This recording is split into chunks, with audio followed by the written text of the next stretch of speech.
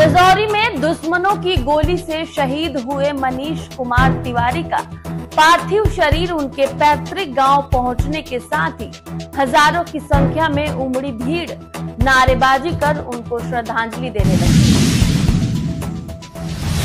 मणिपुर हिंसा में बिहार के मजदूरों को कैसे टारगेट करके मारी गई गोली, मृतक के भाई ने सब कुछ साफ कर दिया है।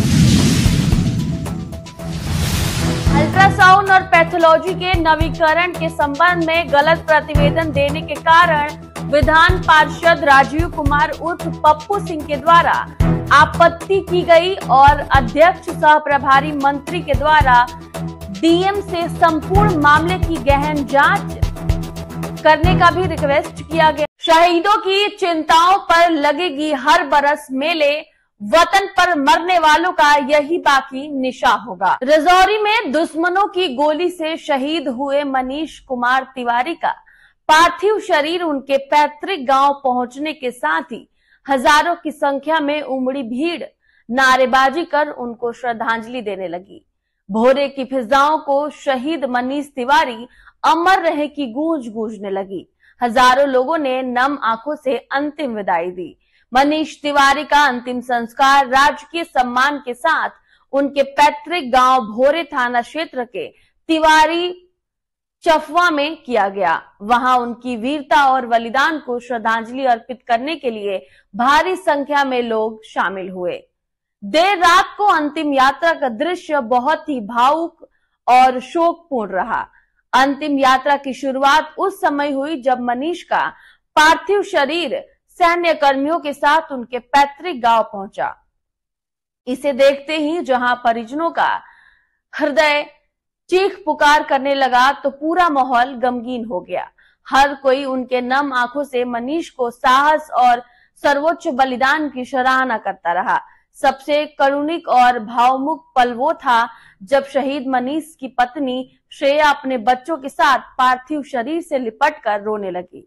इस पल ने मौजूदा परिदृश्य में गम और गुस्से का ऐसा मातमी सन्नाटा बरसाया कि सब स्तंग रह गए। करीब 8:30 बजे मनीष का पार्थिव शरीर पैतृक आवास से गांव के सीमा पर स्थित सौदा स्थल के लिए प्रस्थान किया गया। इसमें हजारों की संख्या में लोग शामिल रहे। अंतिम यात्रा में सेना के जवान पार्थिव शरीर को ताबूत के लिए आगे चल रहे थे। वैसे तो मनीष तिवारी के बलिदान गांव और इलाकों के लोगों के लिए गुमान का विषय था, लेकिन इस घटना ने गांव वालों को गहरा दुख भी पहुंचाया था। नतीजा यह हुआ कि उनके प्रति सम्मान और प्यार में किसी ने कोई कसर नहीं छोड़ी। शहीद की याद और उनका बलिदान हमेशा उनके गांव और इलाकों वालों के दिल में अमर रहेगा। उनके परिवार और स्थानीय लोगों के लिए यह कठिन समय जरूर था, लेकिन मनीष की शौर्य गाथा हमेशा नौजवानों को प्रेरणा देती रहेगी। मनीष के अंतिम संस्कार का एक भावुक पल वह भी था जब चिता पर उनके पार्थिव शरीर को मुख अग्नि देने के लिए उनके दोनों बच्चे वैभव और शौर्य को चिता के सम्मुख लाया गया। अंतिम यात्रा में सेना के जवान, अधिकारी, स्थानीय अन्य लोग भी शामिल हुए। सुबह से प्रशासन के अधिकारी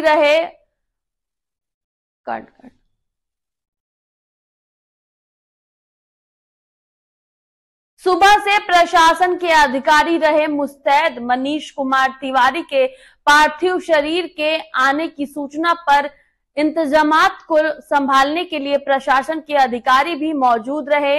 अंतिम संस्कार के समय हथुआ के एसडीपीओ अभिषेक कुमार चंदन, एसडीपीओ आनंद कुमार गुप्ता, भोरे के बीडीओ दिनेश कुमार सिंह, सीओ अनुभव राय, प्रभारी थानेदार मनीष कुमार, विजयपुर के बीडीओ, सीओ और थानेदार मौजूद रहे। प्रशासन ने रात में ही कराया था अंतिम संस्कार का इंतजामात। वहीं आपको बता दें कि संस्कार प्रशासन की ओर से अंतिम संस्कार की तैयारियां रात में ही करा लेने का निर्णय किया गया था। देर रात तक 10,000 से अधिक लोगों की मौजूदगी में अंतिम संस्कार कराया गया। इलाके के लोग पूरे दिन बगैर खाए पिए जवान के सम्मान में उनके पैतृक गांव में डटे रहे।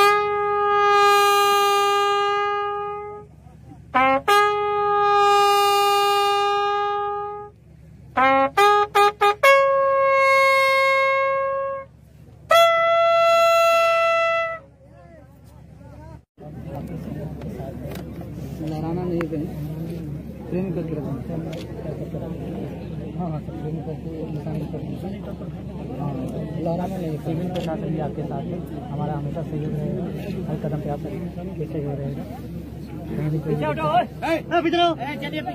चलिए पीछे पीछे पीछे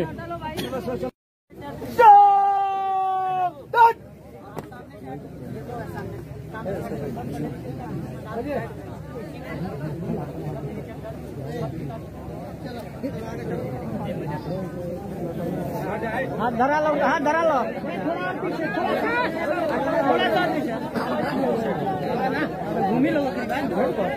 पीछे ना भाई, तनी और पीछे जाके भैया, भैया तनी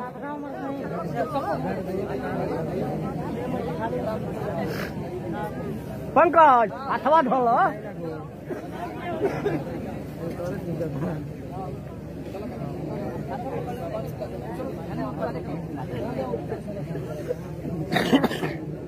उग्रवादी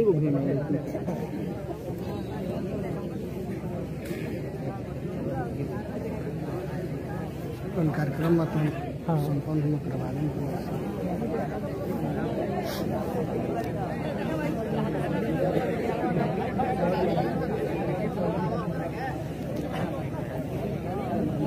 धीरे धीरे चलाओ बोल रहा है।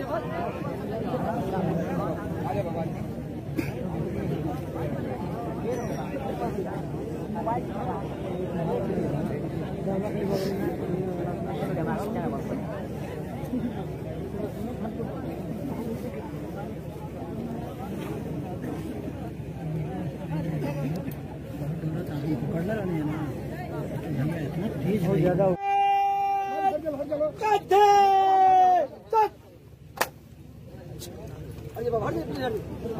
रेडी सिंगल शॉट फाइट स्कॉट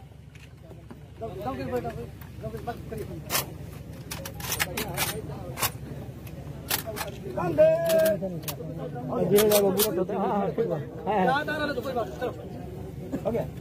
कंधे कोक मत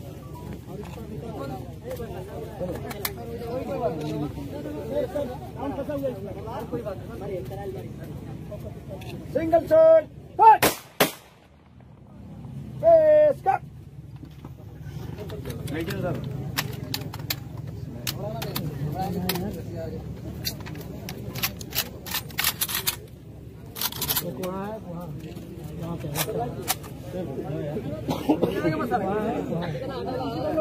दो तीन गिरल बा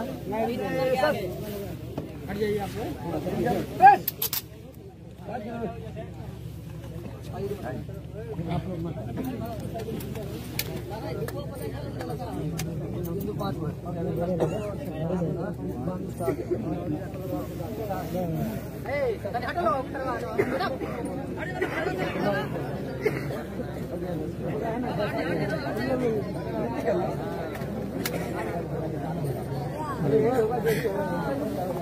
हो गया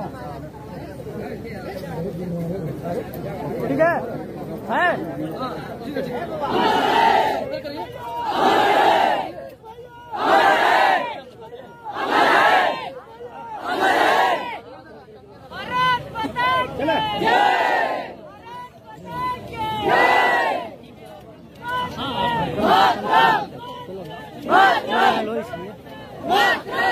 मणिपुर हिंसा में बिहार के मजदूरों को कैसे टारगेट करके मारी गई गोली, मृतक के भाई ने सब कुछ साफ कर दिया है। सोनेलाल मुखिया और दशरथ कुमार निर्माण श्रमिक थे और मैतई के प्रमुख वाले कोंगचिंग में किराए के मकान में रहते थे।